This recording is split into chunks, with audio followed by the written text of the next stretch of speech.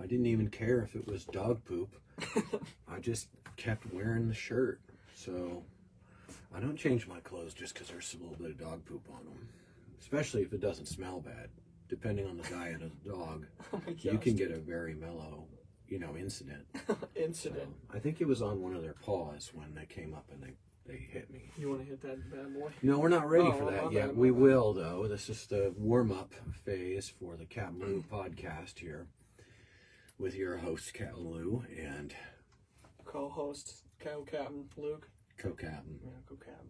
For what it's worth. For what it's worth, yeah, baby. We're about to go back in on a podcast, and we wanted to do this with your guys on the Facebook Live, because that's always helpful. No prep today, none at all. So we're going to fire up the podcast, and welcome aboard, everyone. This is another episode of the CapmLew podcast with your host, CapmLew, and co-captain Luke. It's me. And like I said, it's for what it's worth. First thing we'd like to do is thank our sponsors. The first tier of sponsorship is going to be Life Skateboards, who make our skateboards that we ride for what it's worth. And I mean the riding, because the boards are top notch. For those of you guys who are on the Facebook Live video or who catch this on our channels, here's mine. And that one over there is one of mine too. Panhead XL with a 14.75 wheelbase. Just as God intended. Always crisp. Always snappy. Never too dense, but always good and stiff. It's good stuff. Life Skateboards, handmade by hands in a workshop by men who have hands. Casper and Sam make every single board, from selecting and laying up the laminate to the hand-rolled glue to the hand-rolled and hand-applied lino cut graphics. Every graphic is a lino cut, and they come out almost embossed.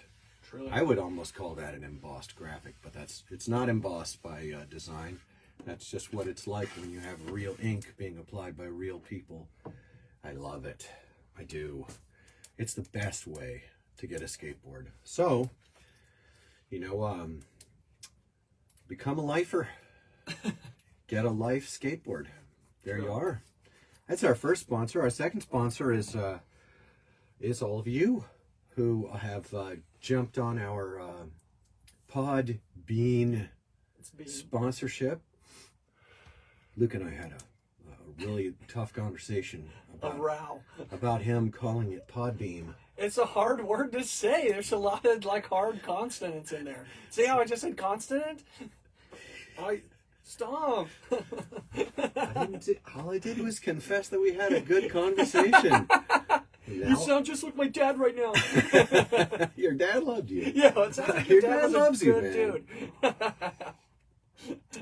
That's funny. I think you can tell how that conversation went. Yes. All it was me asking him, "Hey man, do you pronounce it Podbeam?" Sometimes. And then he said, "Maybe." It's hard. And then I said, "Hey man, but it's Podbean." It's a bean. Wow, but then I said into that thing I do. I was like, "Do you care? Do you even care about anything, bro?" It was funny. No. Well, yeah, those of you who've gone on the Podbean for listening, now we have Apple. We're on the Apple waves. Yes. That's a great thing. Yes. Apple makes it a lot easier for you guys to find and listen to our stuff. You don't have to go to Podbean. Yes. Which is harder than you think, because most people are typing in Podbeam, I guess. Oh my gosh, dude. It's a hard word to say.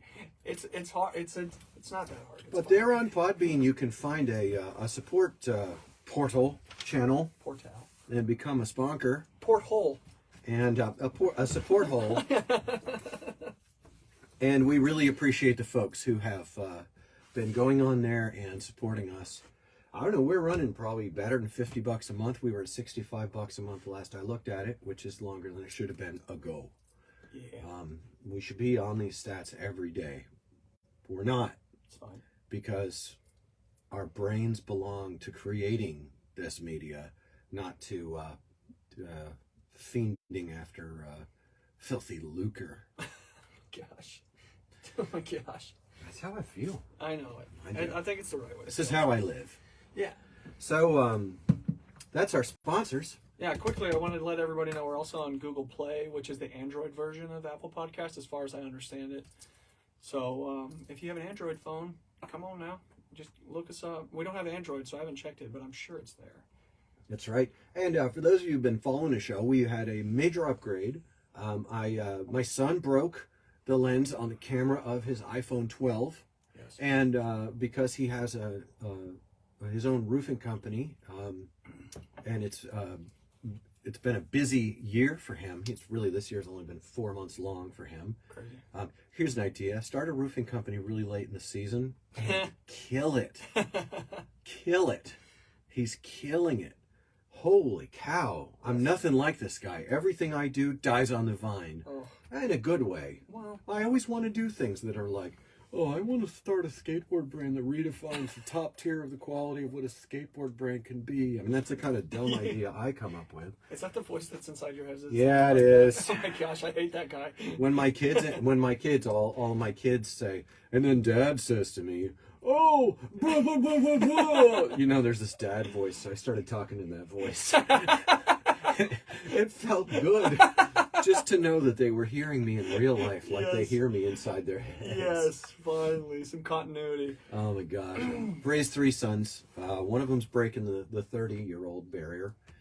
He started his own, he's a software developer, started his own company this year. The other one, he's in his upper 20s, and both of the top 2 they're married and have been for a while.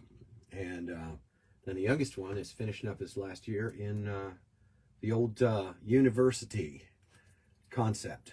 And so I've got 3 sons, and all 3 are killing it in their own way, I guess. Even though when you get into the fray and you experience killing it, it's hard to distinguish what's killing what and who's killing who. It really is. Truly. So they're hard workers, so I really appreciate my sons. And I, CapmLew, I work part-time as a roofing installation supervisor, the project manager, and I speak Spanish on the job. That's one of my skills, Spanish. Truly. And Luke, what do you do? I'm a surveyor. Luke's a surveyor. Well, let me clarify, because if another surveyor is on here, he's going to be mad that I said that. Yeah. I'm not a licensed surveyor. I do not have my license yet. I'm on my way, slowly, surely. But I work for a surveying firm, mostly in oil and gas right now. And if you know, you know. Oil and gas. Oh, do you know George W. Bush? Yes. Outstanding. Personally, that is damning. Straight to hell. No! Don't go there. Oh, you're making me tremble. Don't make me tremble. I'm a God-fearing man. Hell jokes really are intense for me.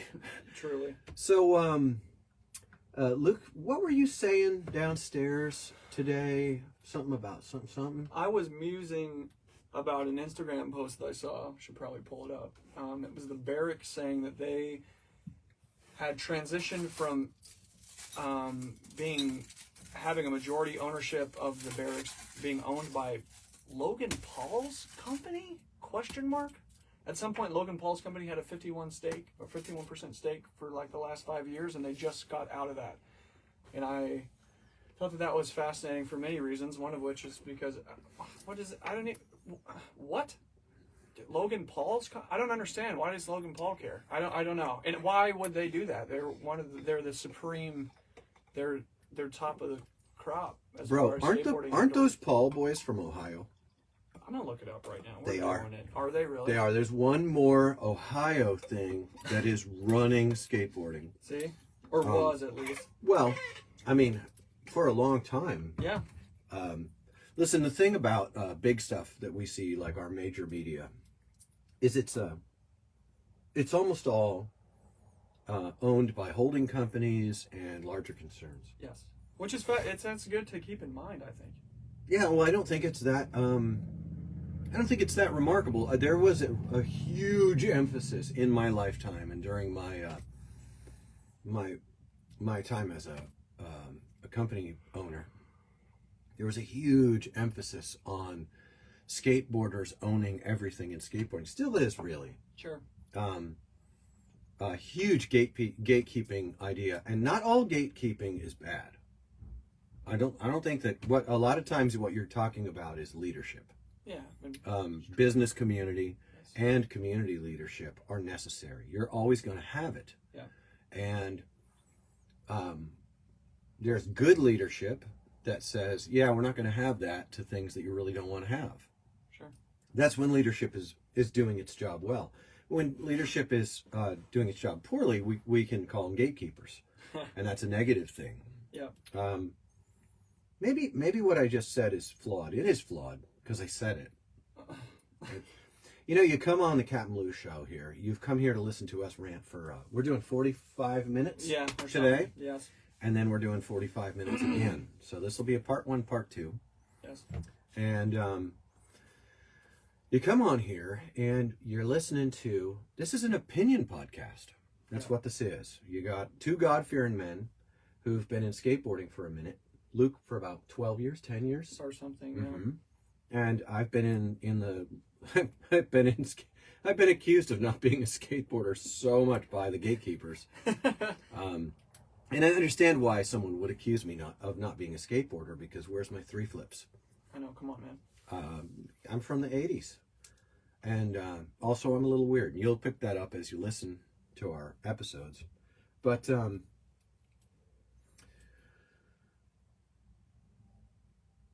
train of thought. It's fine. Help me It's out, Luke. fine. Well, I can't remember what you're saying. No, we're an opinion podcast. Oh yeah, that's what it is. Yeah. And right. So you you get come on here opinions. for some opinions. Right. And that's what you're getting. Yeah. So today we're going to bandy about. Last episode I thought was straight fire, as the youth will say. Last episode we went in depth on we really went in on Andy Schrock. I don't think that that's necessarily true. No, not in a negative way. Yeah. But we asked the question about people making their kids famous, and I think we'll circle back to that one again. Yes. But and then today we're just going to muse on this thing about big skateboarding businesses being owned by holding companies. And there's a favorite of mine from history, the La Jolla Group. Everything they own is just going to get sold and diluted and wind up in Target. Wind up on the shelf at Dick's Sporting Goods and Walmart and Target. I mean, we've got major brands that would never have done that. I mean, Real Skateboards Deluxe has product on the shelf in such outlets as Dick's Sporting Goods. Yeah. And this is the skater made thing. That's where my train of thought was. Yeah, keep it core. This is where the keeping it core thing, I don't care. Yep.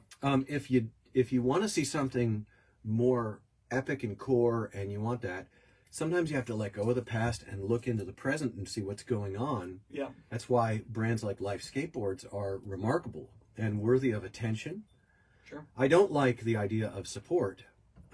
It is supporting them to buy their product. But the thing is, what you're supporting them in doing is supporting you with product that is made in a way and of a quality that is remarkable in this world. Now, I get it. Not everything is for every single person, and the person who loves boards that break on day 5 or that splinter apart with chippy edges and have no satisfaction guarantee and no direct communication with the people who actually make them. Right. There are people who prefer that.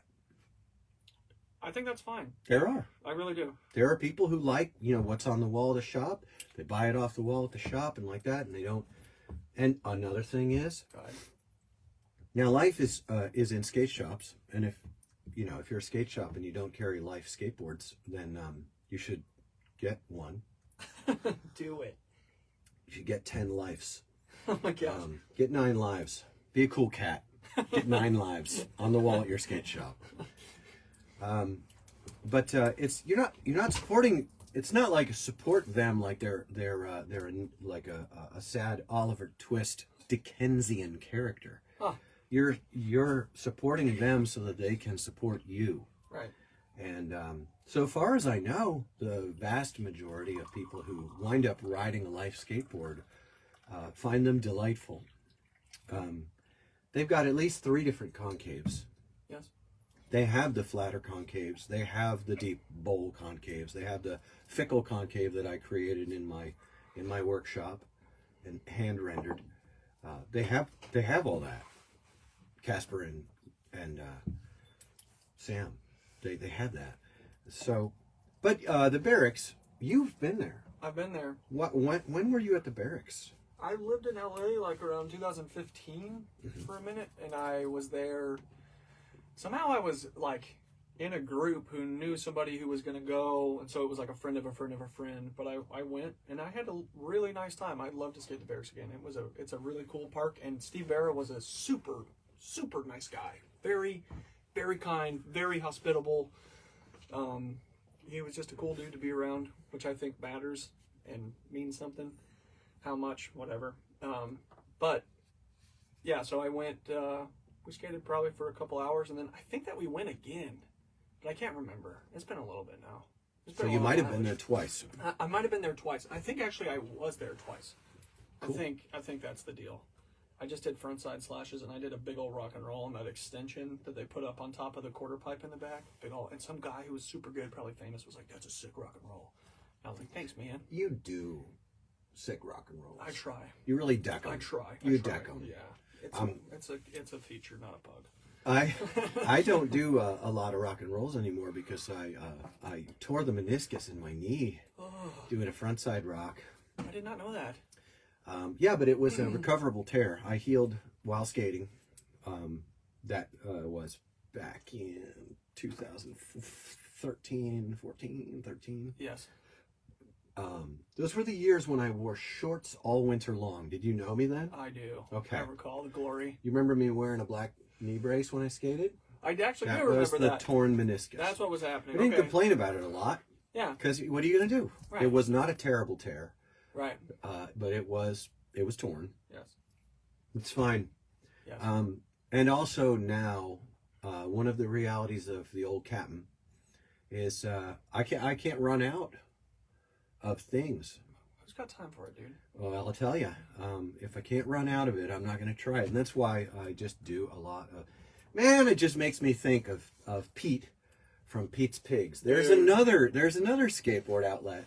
Pete shapes and paints boards, and they are just... So it's not only the qualities of the lumber, but the inspiration of the creator behind it that I love so much. Yes. And boy, would I love it if we could just get to Pete. Dude. I want to do a week with Pete. Me too. Just go and grab a place near him. Yes. And spend a couple of days skating with him and getting his story into podcast format. Yes. Because I have a feeling that even if he didn't share his story, but he shared stories, it would be sick for you all to meet Pete from Pete's Pigs. Because from what I can see in his skating, he has a surfer and an artist's take on the physicality, the performance of daring do. That's why our podcast will be an empire, right? Yes, right. It's the vocab. Is the vocab, yes, dude, yes. But Pete is an absolute international treasure in skateboarding, and Truly. much like Life Skateboards, Pete is a feature in the craft skateboard category. I think craft skateboarding is up here, top tier. Yep. I think that after craft skateboarding, you have the rest. Yeah, just all of them. They filter down, and they kind of filter down by Woodhouse. Yeah. They kind of do. Yeah. And I know that Gifted Hater and Ben DeGrosse have covered like a lot about the wood. Yes. Their work that they did with that was terrible. It was really, really superficial. Yeah. But they said so while they were doing it. Which- They were fair to the listener. That's awesome. But I can't help but say, like, if you don't know what you're talking about and you only have like one like kind of tangential source on the topic, Yeah. why So why did you go so far about it? Nobody is coming away from that feeling like they don't know anything. But you said you didn't know anything. You then said a bunch of things, and what they come away thinking is that they come thinking they know what you said when you didn't have the source material on it. But you know what? In their defense, it's very hard to get a handle on where wood is made and what kind of process it's made with, because these are private companies. Right. And one reason that they play their cards close to their chest is because a number of them are lying. They're lying, and they fluff their orders with Chinese and Mexican-made wood. Others of them tell the truth, that they make their boards in Mexico, but then they lie and say that it's really good quality. Right. And it's a pretty disgusting ecosystem of business. Yeah. That produces boards that last. I mean, if you're really out there stomping on it, your board's gonna last 1 to 3 weeks. Yeah. And you're probably proud of yourself when it breaks. Yes. And honestly, it's fine. It's fine. You remember we had a conversation like 5 years ago, and it was in the workshop downstairs, and you were saying, wouldn't it be cool if a craft brand offered a subsidiary Podbeam, a subsistence brand underneath it that it owned, that made boards that were still craft but were just shit. You know who tried that? Who did? Did somebody do it? Christian Svitak. He did it.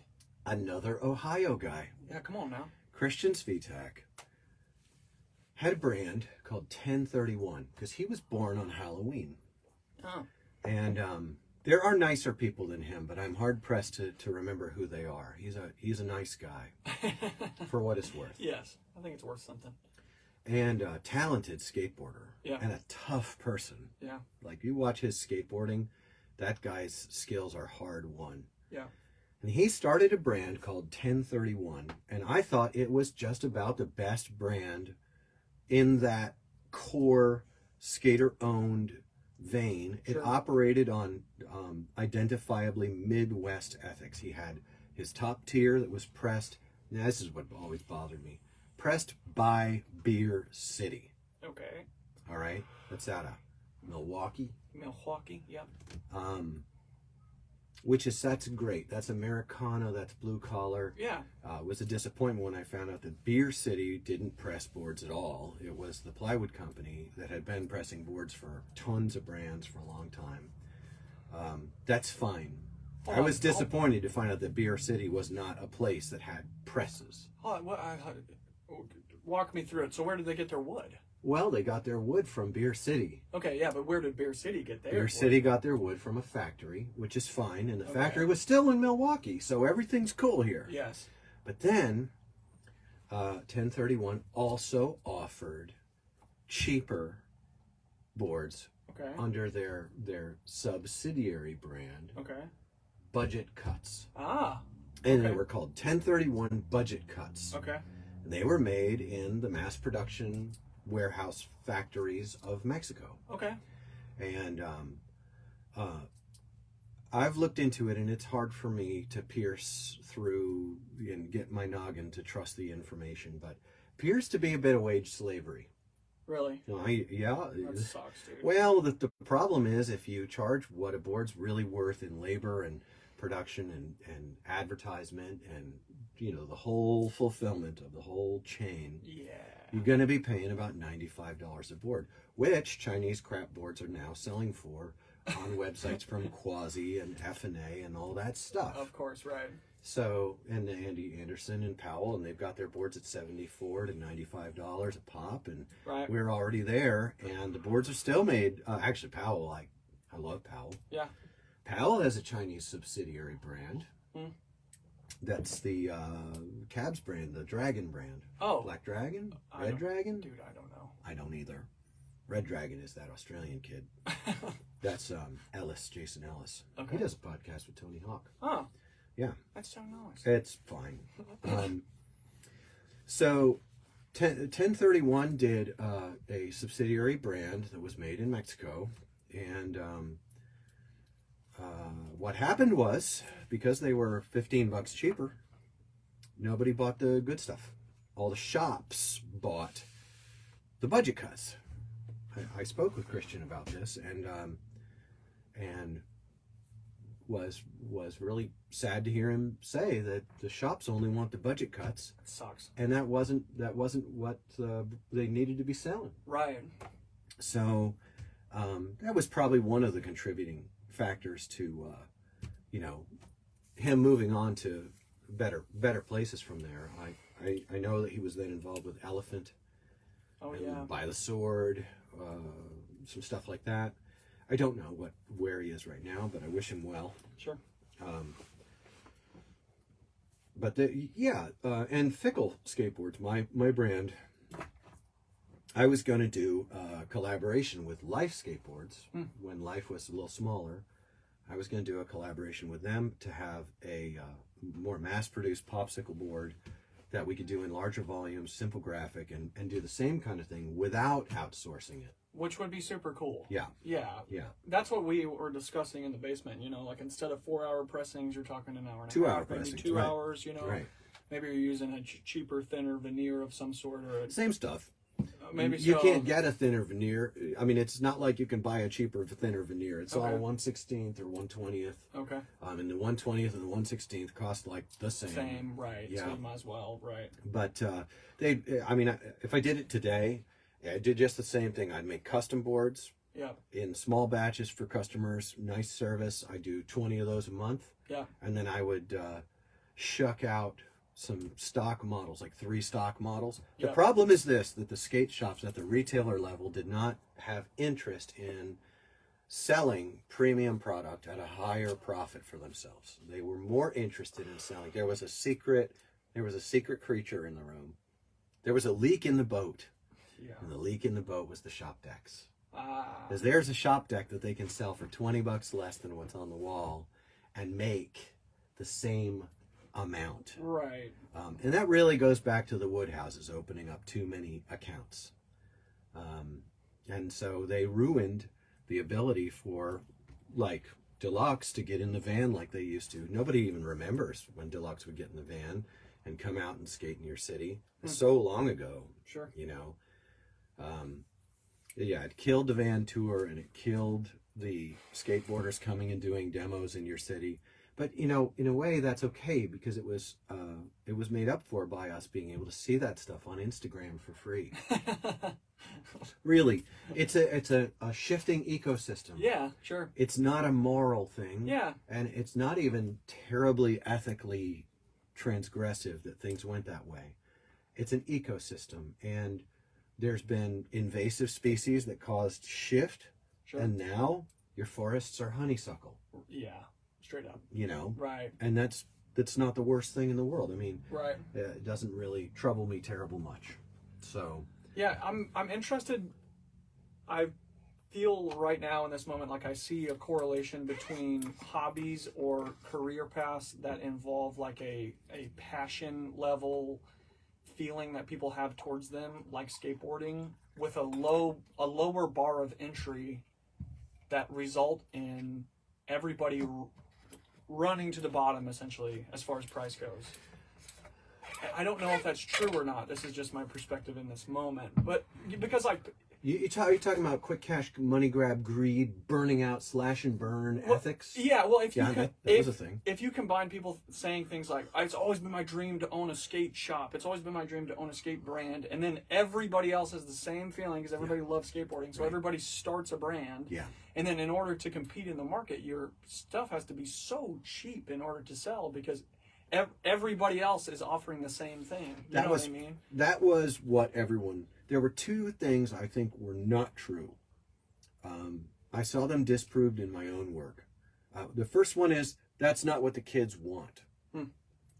The kids want Diamond Supply. They want DGK. They want we saw that. Right. And the second one was nobody's willing to pay that for a skateboard. And I saw both of those be completely disproved in my 11, 12 years as a brand owner. As my brand through nothing but being something of value, wound up being valued. Sure. And getting on the motorcycle and going and skating with people who rode the boards I made was the most successful. Making short videos, Facebook Lives, and short YouTubes, right, and focusing on making boards. I have 2 customers that I consider myself to have failed in that entire 11, 12 years. Sure. I know of not even 5 others who indulged themselves in an angry attitude toward me, but I'm absolutely confident that I overserved both of those. Sure. I can think of 2. Right. That's a really good run. Yeah.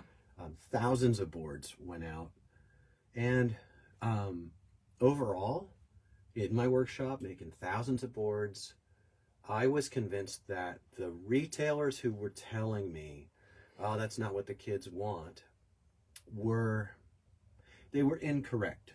Yeah. And that they weren't in touch with the real nature of market dynamics. And I think they underappreciated their own role, their own power to drive sales at the counter in the boutique experience. Right. To say to someone, this is real. I did see them driving sales to their shop decks, because that was just like shooting fish in a barrel. Right. But the skate retailer really, really didn't have a strong motivation to, because like every shop deck that goes out there in your community is advertising your skate shop. Yeah. And you're like, that is a really valuable thing. It is. It is. Right.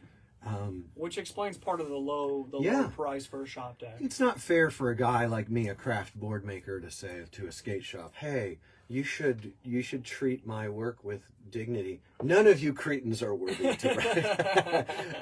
the Nut Daily News spoofed me good, and I loved it. Yes. You know, it's really not fair for me to say to them, "You shouldn't." There's a mythology in skateboarding at the customer's end, right? That like, I like skating real, but crooked I don't like as much as real, and but anti-hero is the best, and they're all 3 there. It's the exact same product. Literally. And then Deluxe will tell you it's generator wood, and generator knows that it's bareback wood. Right. And it wasn't until 2010 that it looked like everyone here finally stopped calling it all Deluxe wood. Right. Because Bareback and Generator were selling that wood to Midwest skate shops, and they were telling the salespeople at Generator were telling the skate shops, this is the same wood as Deluxe. While they were telling Deluxe, you guys get a special product. Right. And so this is mostly mythology. Yes. It's mostly a soup of California convenience. Right. That business culture and when you come down to it, Generator, it's not like Generator has like a person who's responsible for what's going on there. They're held by a holding company. Yeah, the entire time. Right. And every now and then you'll get one of these operations that operates like this, and then they'll have a spokesperson, a legacy spokesperson. We've got that in Robert Deerdick. No, Rob Deerdick does not go around talking about the quality of wood for whatever brand he might own a piece of. Yeah, he doesn't. Not anymore. Because he was involved with Alien Workshop. I guess that's true. Rob was always he's a pretty honest player. He just deals with MTV. He basically owns MTV. Yeah, right. Really? Right. I watched a documentary on his relationship to MTV. Guy's a mogul. Yeah. Took his opportunities. I would not have done the same thing that he's done. Right. But that's not said with a huge amount of disapproval. Sure. That said, I hate it. That's a joke. Yeah. I don't care about it. Sure.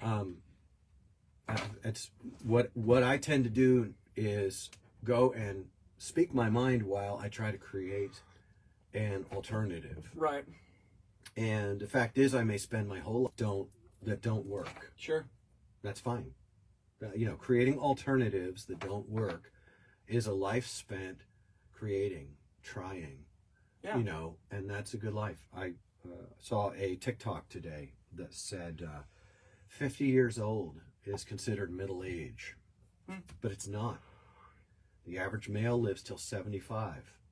Oh. So I have 1/3 as long to live Sure. as I have, you know, as Already I lived. will live. Yeah, right. I have half as long to live as I have already lived. Right. The fact is, I'm on the downhill.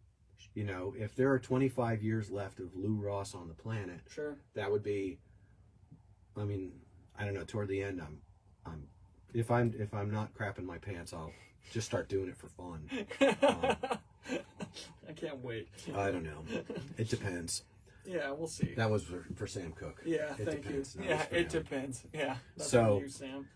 So yeah, so you've got all this, and but here from this side of the skate shop counter, we look at this and we see it as chicanery, Yeah. you know, and there's a certain dishonesty to the incompleteness. These are interests that represent themselves, like you're gonna tell me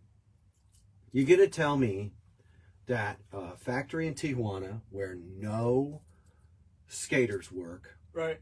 all right, and where the wages are super low and the volumes are super high, pressing mass quantity, you're going to start an Instagram and you're going to promote that like it's something special.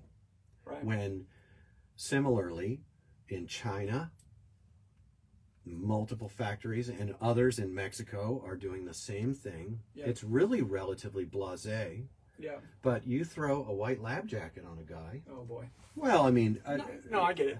I like Paul.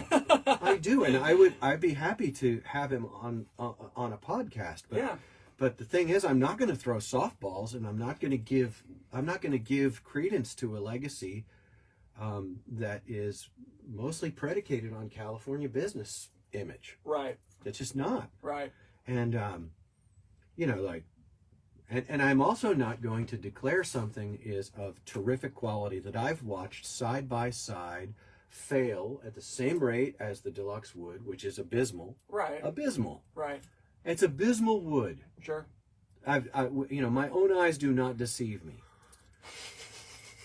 They do not. Yeah. And that doesn't make it wrong.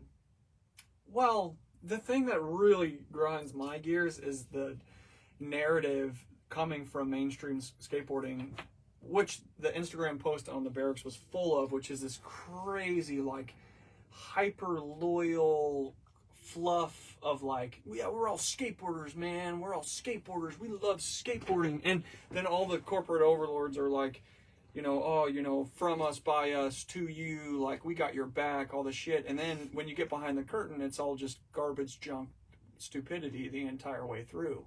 It's like shitting in a pond and then telling people to drink from it or something. You know, like, it's just the worst, dude. Like, it's the lie that's so painful. Look, I think you're maybe your image of toxicity is a little bit misapplied.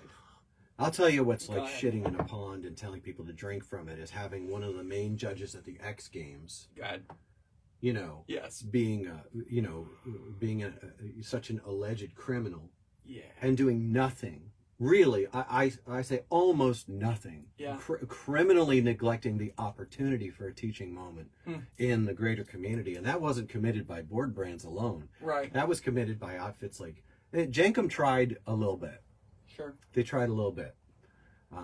I grade them a C-. I do. Yeah. I lost a lot of respect, if I was going to have any, for Jenkem magazine in the way that they handled that sort of thing. You sure? They consistently went soft. Yes. On it.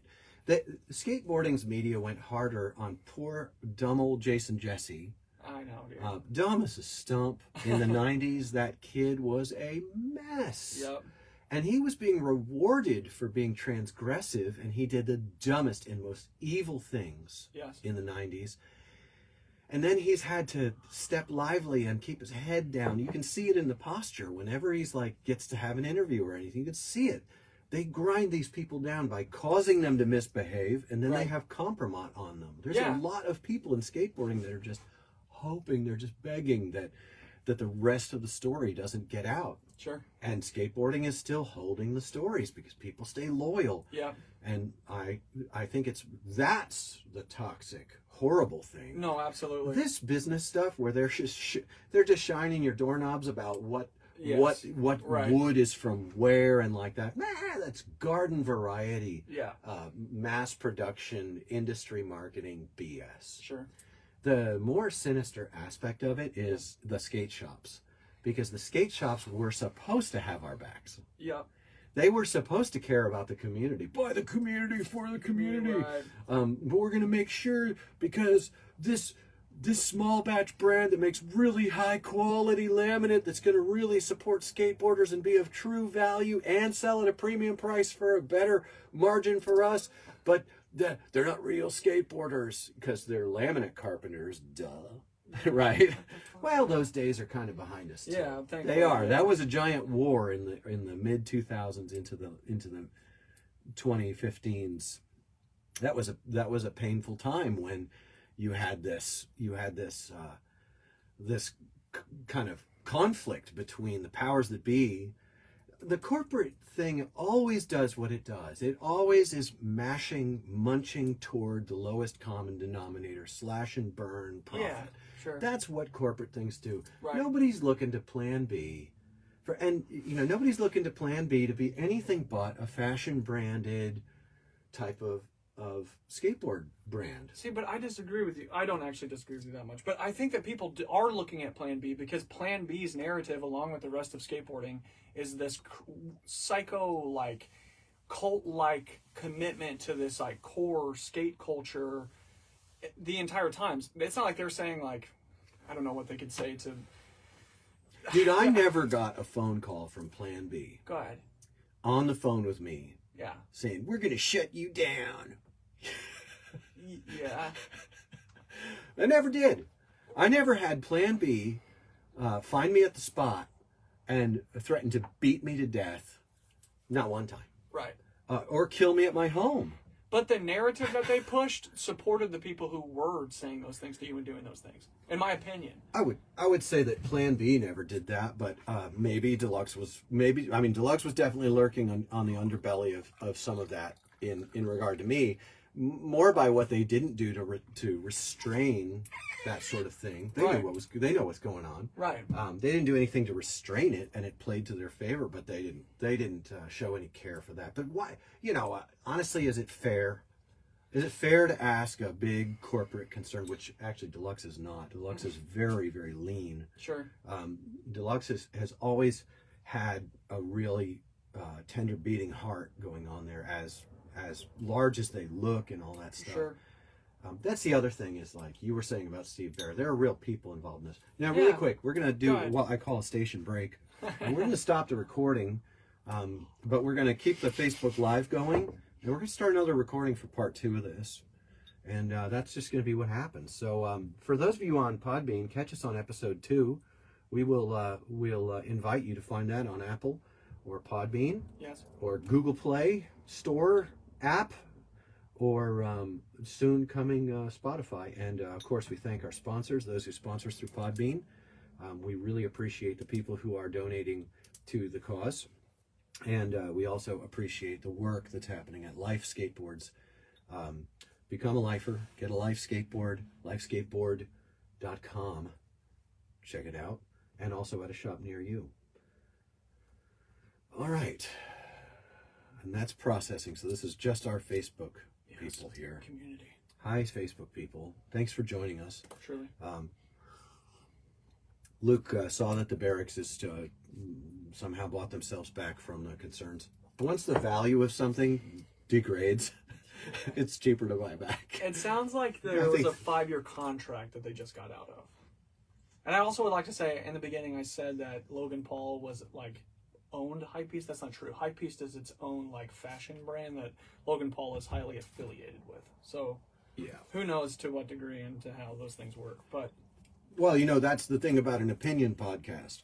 These are opinions. Yeah, true. And people come here for opinions.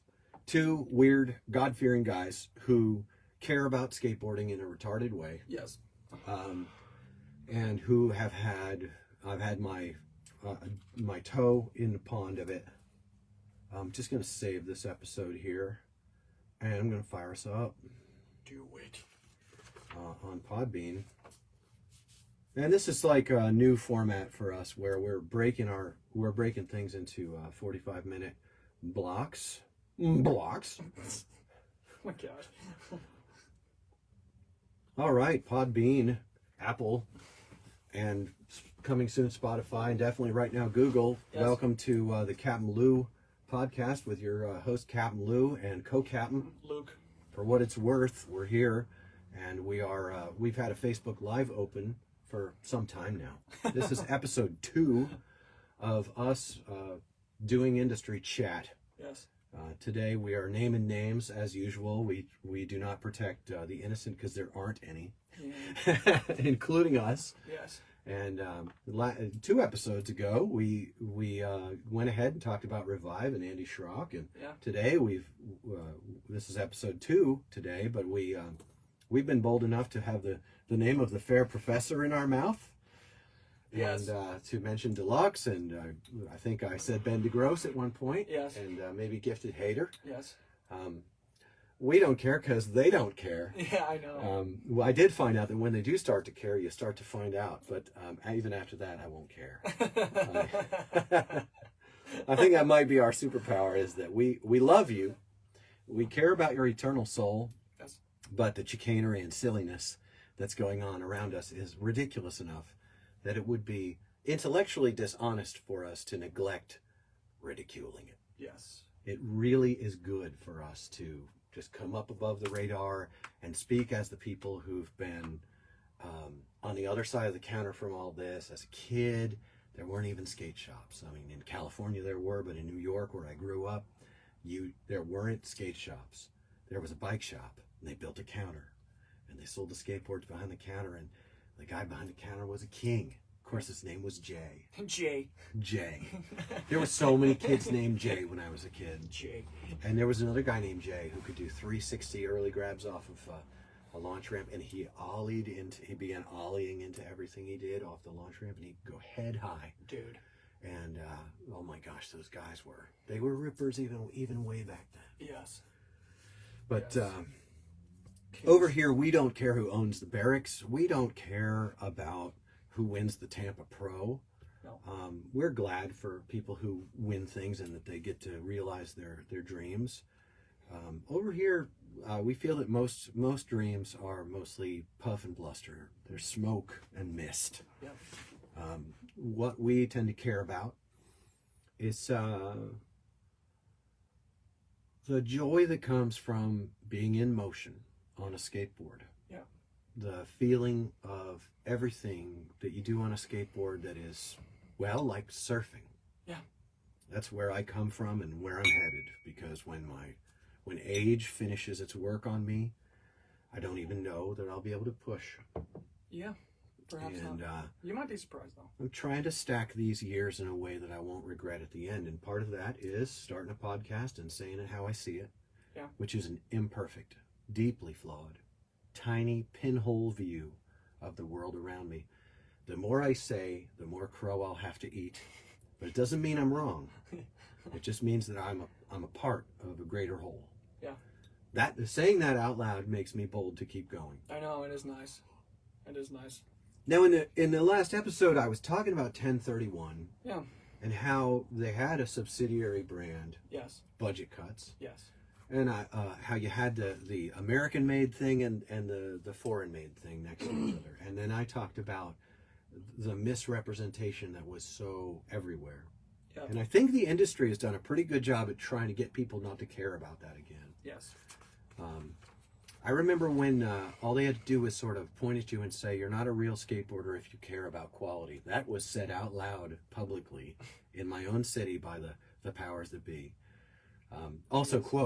quote, you don't talk about quality, unquote. And that was like, word is gold standard. Like, people knew better than to talk about quality. So what I did was I immediately started to brand on quality. First, I got my boards pressed in Pennsylvania. And I told Pennsylvania that I was going to press my own board.